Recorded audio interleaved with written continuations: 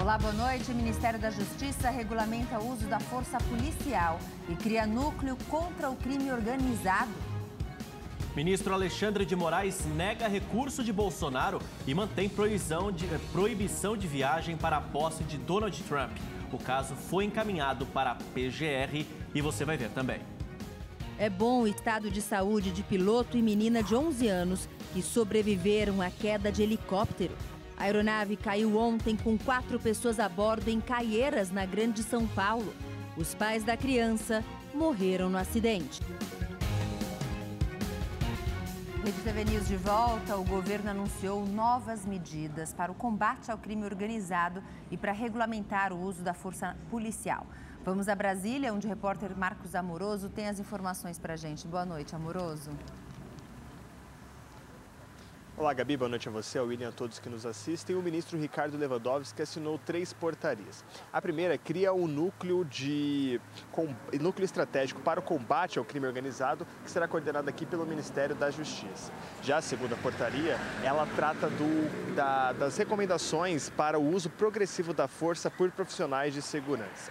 As novas regras, elas restringem o uso da arma de fogo e também definem em quais situações as armas letais não podem ser usadas. Vou dar um exemplo aqui. Os policiais não poderão atirar contra pessoas em fuga e nem contra pessoas desarmadas, muito menos naquelas pessoas que não oferecem riscos aos policiais envolvidos na operação. Também será proibido o disparo como sinal de advertência. O governo espera que essas medidas sejam colocadas em prática até o fim do mandato do presidente Lula. A terceira portaria, ela criou o Comitê Nacional de Monitoramento do Uso da Força, que vai acompanhar justamente o trabalho de implementação dessas novas regras.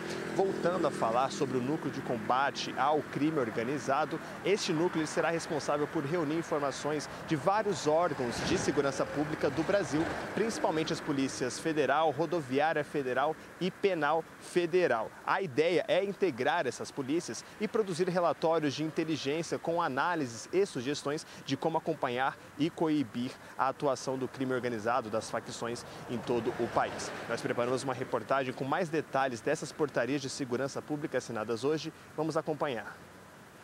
As novas normas pretendem dar prioridade para o uso de armas não letais. Para isso, o governo vai investir, nesse primeiro momento, 120 milhões de reais na compra de 20 mil armas de choque e 150 mil sprays de gás. O governo também vai oferecer treinamento. Inicialmente, está prevista a capacitação de 4.500 agentes federais dos estados e municípios. As novas regras são obrigatórias para as polícias federal e rodoviária federal. Já para os estados e municípios, passam a ser uma condição para o uso do Fundo Nacional de Segurança Pública. Qualquer ente federado que faça qualquer aquisição de insumo relacionado ao uso da força, automaticamente se valendo do Fundo Nacional de Segurança Pública, automaticamente estará aderindo a esta portaria. O ministro da Justiça, Ricardo Lewandowski, afirmou que a responsabilização dos agentes que cometerem crimes continua como é hoje. O julgamento vai ser feito pela Justiça do Estado, no caso de crime estadual, e pela Justiça Federal, se for um crime federal. Lewandowski disse que a portaria não vai desarmar as polícias, mas sim proteger o cidadão e o próprio agente. Nós não vamos simplesmente determinar. Nós estamos dando apoio, nós estamos dando para cada arma letal um conjunto de armas não letais, nós estamos estabelecendo como é que deve ser o currículo para a capacitação dos agentes policiais nos distintos níveis da Federação Brasileira. Nós vamos acompanhar, nós vamos enviar instrutores, se for necessário. E subiu para 12 o número de mortes durante a onda de violência que atinge Rondônia desde o início da semana. Agora os criminosos fingem ser integrantes de facção para extorquir a população.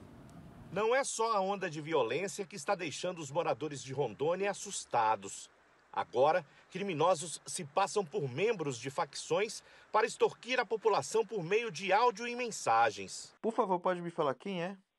Aqui é o disciplina responsável aqui pela segurança e pelo tráfico, estraga do primeiro comando vermelho aqui, irmão. É porque ontem à noite, isso, Roberto, nós pegamos 3 ladrão aqui na Rua do Senhor. A Polícia Civil do Estado de Rondônia vem alertando as vítimas para que registrem boletim de ocorrência.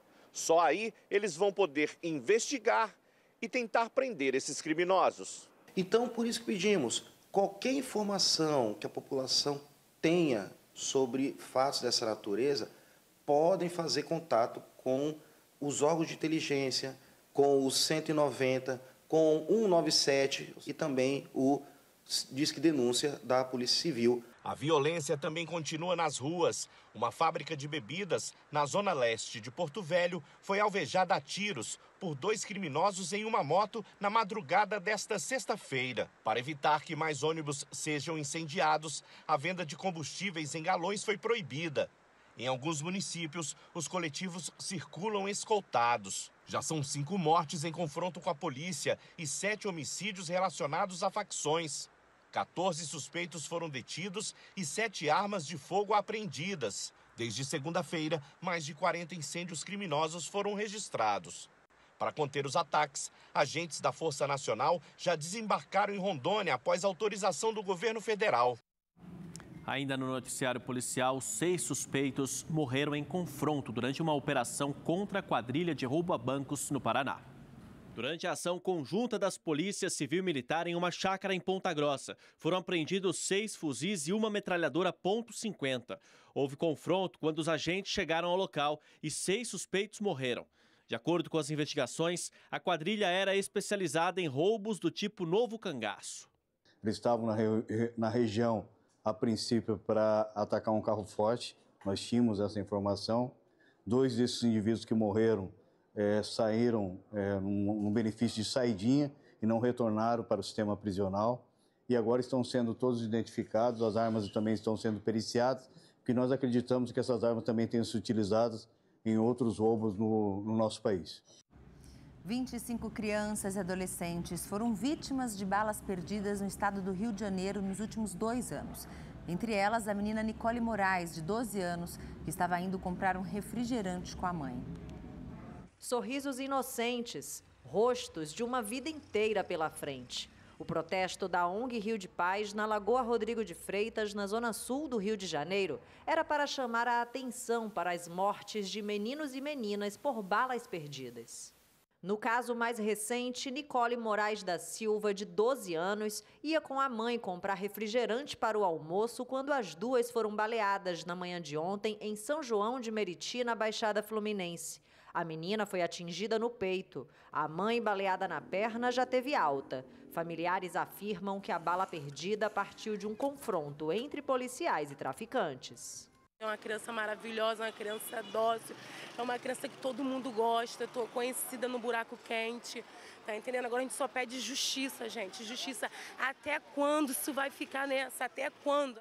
A morte de Nicole faz parte de uma estatística alarmante. De acordo com a ONG Rio de Paz, 25 crianças e adolescentes foram mortos por balas perdidas no estado do Rio desde 2023. 6 eram crianças com idades entre 7 meses e 5 anos, enquanto 19 tinham entre 8 e 14 anos. Essa é a face mais hedionda da criminalidade na nossa cidade. A autoria desses homicídios, em geral, nunca é elucidada. Não temos como nos silenciar. Entre as vítimas está Camila Vitória de Souza Silva, de 12 anos. Ela foi baleada em dezembro do ano passado enquanto brincava na favela do Guarda, em Del Castilho, zona norte da capital. Segundo moradores, traficantes fizeram vários disparos em uma praça pública.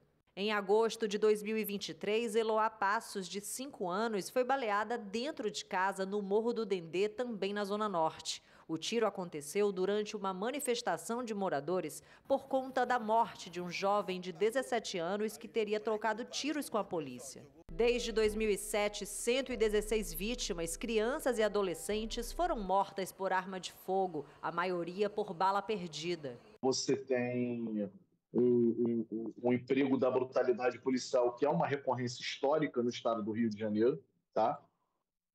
E esse emprego da brutalidade, ele não tem o devido acompanhamento por parte das instituições que seriam as responsáveis pelo controle interno e externo das polícias. A partir do momento em que uma ação policial termina com uma morte, a partir do momento que uma ação policial ela já se inicia através do disparo de uma arma de fogo, essa não pode ser considerada uma ação policial eficiente. Bandidos fizeram um arrastão em uma das principais avenidas da zona norte do Rio de Janeiro. Na imagem, que foi gravada por um morador, é possível ver ao menos 6 criminosos armados cercando um carro, enquanto outros aguardam de moto. Depois de roubar a vítima, eles fogem. A Polícia Militar informou que reforçou o patrulhamento na região e que tenta identificar os envolvidos no crime. A Força-Tarefa da Polícia de São Paulo prendeu mais um suspeito de envolvimento na morte do delator do PCC. O homem, identificado como Marcos Henrique Soares, de 22 anos, foi detido na zona leste da cidade. Segundo as investigações, ele teria auxiliado na fuga de Cauê do Amaral Coelho, procurado pela Justiça sob a acusação de ter atuado como olheiro no assassinato de Vinícius Gritzbach. O delator foi executado em novembro do ano passado no aeroporto de Guarulhos. Ontem, em uma operação da Corregedoria da Polícia Militar, 15 policiais também foram presos, suspeitos de participação no crime. A chuva não dá trégua em Minas Gerais. O último boletim da Defesa Civil registrou 82 municípios em situação de emergência e 26 mortes. Em Belo Horizonte, moradores e comerciantes contabilizam os prejuízos causados por mais um temporal. Hoje, BH amanheceu com muitos estragos. Nesse trecho de uma importante avenida, o asfalto foi arrancado pela força da água. Máquinas e operários trabalharam durante todo o dia para a recuperação da pista. Qualquer chuva que dá, alaga, sobe a água, perdemos moto, perdemos produtos dentro da loja. Está muito difícil trabalhar dessa forma aqui. A gente fica triste pelos danos materiais que são causados, mas a gente ainda contabiliza vidas. Essa é a nossa preocupação, preservar as vidas e, obviamente, não querer que aconteça danos materiais para ninguém. A chuva forte provocou a formação de ondas no Ribeirão Arrudas. Moradores registraram o começo da inundação em uma das principais avenidas. O trânsito foi bloqueado com antecedência. Vai voltando. Como que vem? Em poucos minutos, a via desapareceu. As pistas foram cobertas pela água. Cristina virou mar de novo. Na região da Pampulha, a enchente foi provocada pelo transbordamento de um córrego. Olha como é que a água está, olha. Olha para você ver. Este vídeo mostra passageiros ilhados em cima de um ônibus. Essa avenida em Venda Nova ficou debaixo d'água. A queda do muro de uma casa causou a interdição parcial de um prédio residencial. Um apartamento do primeiro andar foi atingido. Parte da estrutura derrubou a parede de um dos quartos. Ninguém ficou ferido. Motoristas que passavam pelo anel rodoviário também enfrentaram alagamentos. Virou a lagoa, dá para passar de bote. Segundo a Defesa Civil, choveu cerca de 50 milímetros em 2 horas, o equivalente a 50 litros de água por metro quadrado. Em pouco mais de 2 semanas, o volume acumulado em algumas regiões da capital mineira já é de 70% da média histórica de todo o mês de janeiro. Agora a previsão do tempo, conosco aqui já o Igor Silveira. Boa noite, Igor. Fim de semana chegou, o que todo mundo quer saber é se essa chuva vai dar uma trégua agora. Vamos lá, ainda tem previsão de chuva sim, viu? Boa noite, William. Boa noite, Gabi. Boa noite para você que está em casa. O tempo ele segue instável durante o fim de semana de norte a sul, viu? Inclusive a chuva que caiu no Rio Grande do Sul e também em Santa Catarina, olha, deixou estragos e muita gente perdeu a casa, viu? Mais de 200 pessoas estão desabrigadas.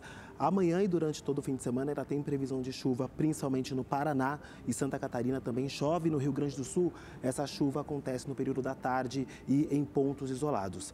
Na capital paulista, o tempo segue abafado, com os termômetros marcando 32 graus, ainda escapa uma chuva no período da tarde.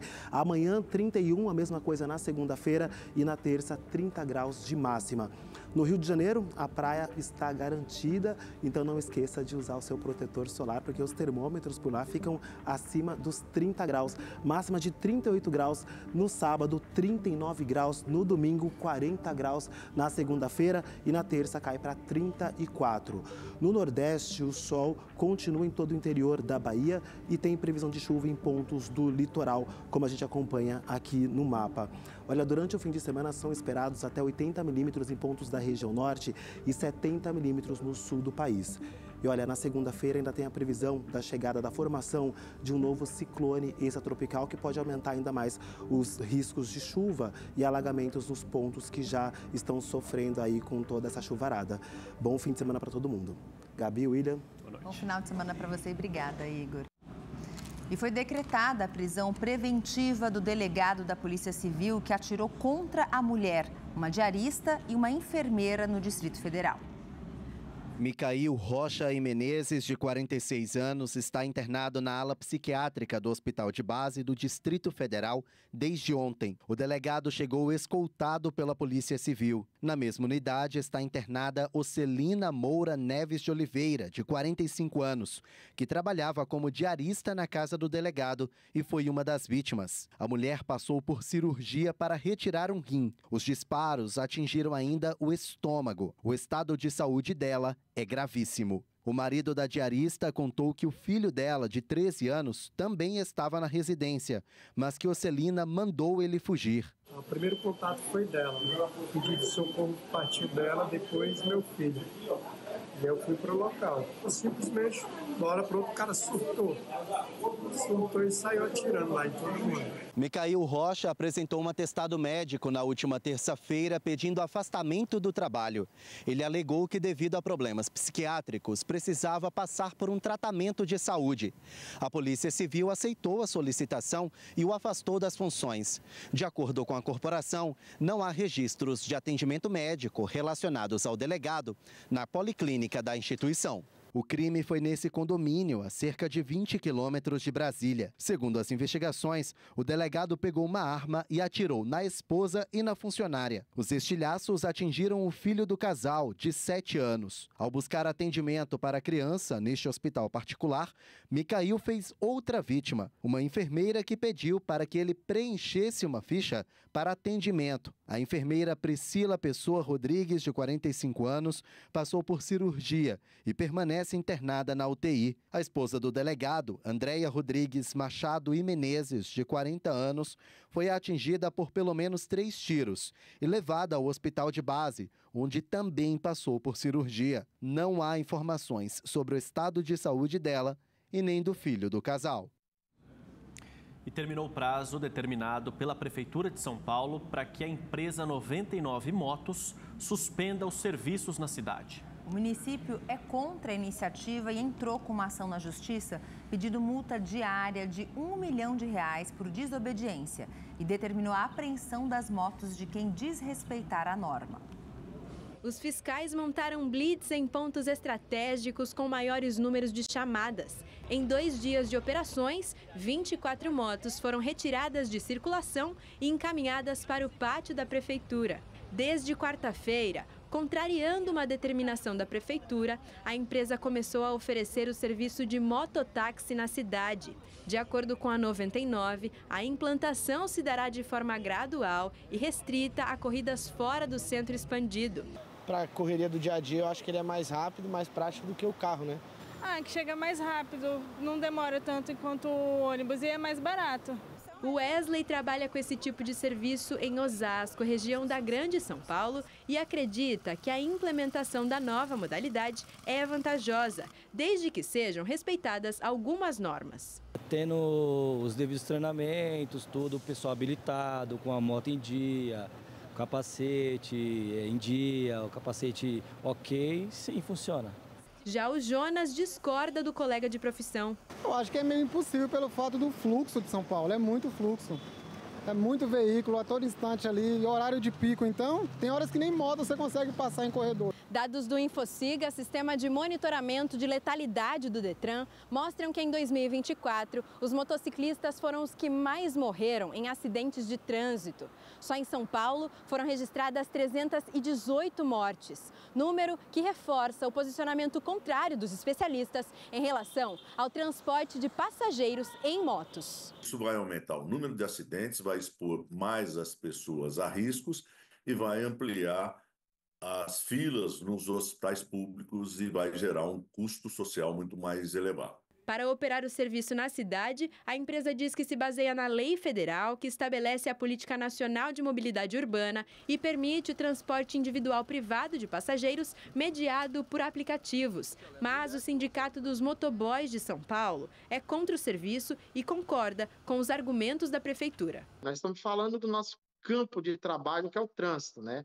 Então, imagina, você ali em cima de uma motocicleta, sem preparo nenhum, levando uma pessoa na garupa, entendeu?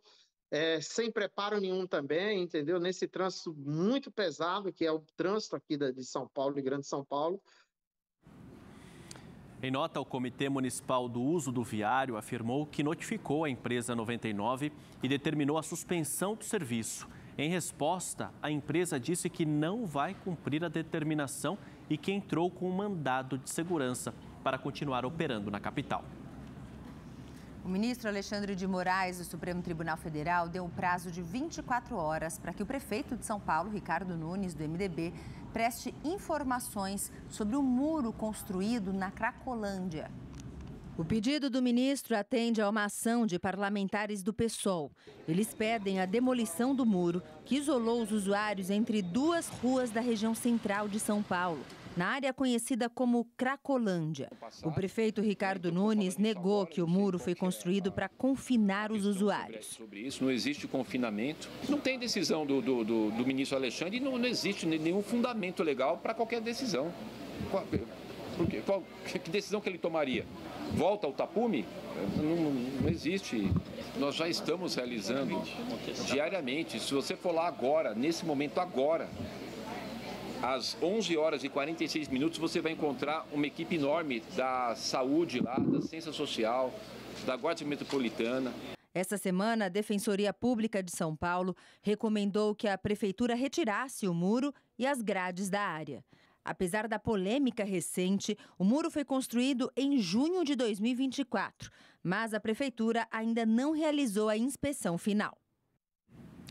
E um estudo realizado pelo Fundo das Nações Unidas para a Infância, o UNICEF, mostrou que o Brasil reduziu o número de crianças e adolescentes que vivem na pobreza.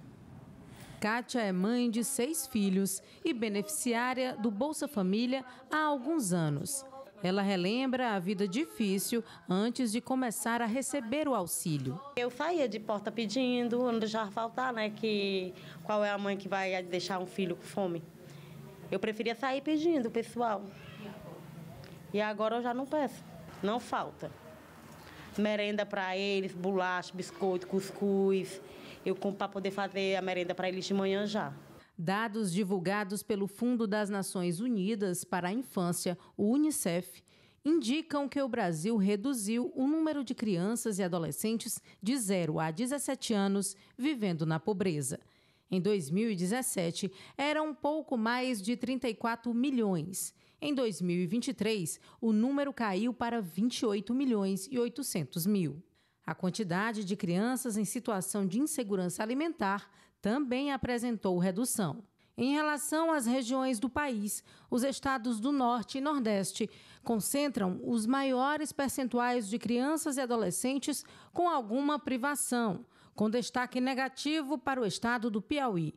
Os menores percentuais estão nas regiões Sul e Sudeste, sendo São Paulo o estado com o menor número. Segundo o UNICEF, um dos principais motivos dessa melhora é a expansão do programa Bolsa Família. Em termos absolutos, o estudo mostra que o número de crianças e adolescentes que saíram da pobreza devido ao benefício saltou de 750 mil em 2019 para 4 milhões em 2023. Claro que a expansão do Bolsa Família foi muito positiva, ela interfere positivamente, né? Ela contribui para a diminuição, né, da pobreza monetária, da pobreza de renda. Apesar dos avanços, o país ainda apresenta o desafio de tirar cerca de quase 29 milhões de crianças e adolescentes vivendo na pobreza. É preciso que se pense em meios de ampliar a intersetorialidade, a transversalidade das políticas, porque o que a gente tem de promessa constitucional é uma política integrada, né, que olha a criança como um todo e consiga suprir os direitos, todos os direitos das crianças e adolescentes, né? E os direitos humanos são indivisíveis, né? Todos precisam ser igualmente endereçados pelo Estado brasileiro. Em Olinda, no Grande Recife, está a primeira fazenda urbana de cannabis do país. A produção do óleo da planta está ajudando milhares de pessoas com várias doenças em todo o Brasil. Em 2015, a Cristina conheceu a maconha medicinal através de uma médica do SUS, uma alternativa de tratamento indicada para fibromialgia. As intensas dores musculares que sentia em todo o corpo diminuíram. Eu sempre fico emocionada porque não tem como eu me via antes e como eu me vejo hoje. Eu fiquei com tenho fibromialgia, né, que se eu conhecesse a cannabis antes e talvez eu não fosse a minha mobilidade não tivesse ficado tão ruim, apesar de fazer fisioterapia, hidroterapia, fisioterapia, teria melhorado muito a minha condição no passado. O óleo que ela compra é produzido aqui, na primeira fazenda urbana de maconha medicinal do país. A unidade funciona desde 2023, quando a associação obteve permissão para produzir os medicamentos. No Brasil, a produção de óleo de cannabis pode ser feita por empresas, associações ou ONGs. Para isso, é necessário obter uma autorização da Anvisa. A iniciativa surgiu a partir da experiência de Hélida, que tem um filho com epilepsia refratária. Ele tinha 80 convulsões por dia, todos os dias. Então era muito difícil para mim, mãe, né, ou qualquer cuidador, ficar olhando, né, um filho convulsionando o dia todo e se sentir impotente, não poder trocar de lugar com ele, não poder fazer nada. A produção começa aqui no berçário, onde a umidade do ar é controlada para que cresçam as raízes. Depois de 25 dias, as mudas são transferidas para estufas, onde é simulada a mudança de estação. Após 3 meses, as mudas crescem e criam flores. Então a gente tem um container berçário, tá? Que é nesse módulo que ela vai emitir e produzir as raízes dela. Depois disso, a gente vai para um container que é o desenvolvimento. Tá? Lá a gente vai chegar numa fase de floração, que é onde ela vai produzir os tricomas, que são as substâncias que a gente vai fazer os medicamentos. Dali a gente extrai isso dessas flores, vai para o laboratório e lá a gente produz os medicamentos à base de fitocannabinoides. A fazenda produz por mês cerca de 2.000 frascos com 30 mililitros do óleo da cannabis. O preço do produto pode variar entre R$ 150 e R$ 500. Mais de 9.000 associados em todo o país são beneficiados com essa produção. A expectativa é de que o espaço seja expandido, principalmente com a aprovação da lei, que garante o fornecimento dos remédios pelo SUS em Pernambuco. Vem essa esperança no fim do túnel, né? Não, tem uma coisa assim que vai resolver e resolve. E vários pacientes aqui, a gente tem muitos relatos, né, de muitos depoimentos de agradecimento, porque hoje eles têm vida, podem viver em sociedade, as crianças, né, normalmente, podem sorrir novamente. Então, isso é muito importante, é devolver a dignidade e a vida. Estão abertas as inscrições para o Sistema de Seleção Unificada, o SISU. Estudantes que fizeram o Enem têm até o dia 21 de janeiro para preencher o cadastro socioeconômico e escolher o curso, turno, instituição e também local desejados. A inscrição deve ser feita no Portal Único de Acesso do Ensino Superior. Cada candidato pode escolher até 2 opções de curso. O resultado vai sair no dia 26 de janeiro. Estamos de volta. É bom o estado de saúde do piloto e da criança que sobreviveram à queda de um helicóptero em uma mata fechada na Grande São Paulo. Um casal, pai e mãe da jovem, não sobreviveu. A repórter Jordana Langella, na frente do hospital, participa com a gente ao vivo do Rede TV News e traz as informações. Boa noite, Jordana. Boa noite, William, Gabi. Boa noite a quem nos acompanha.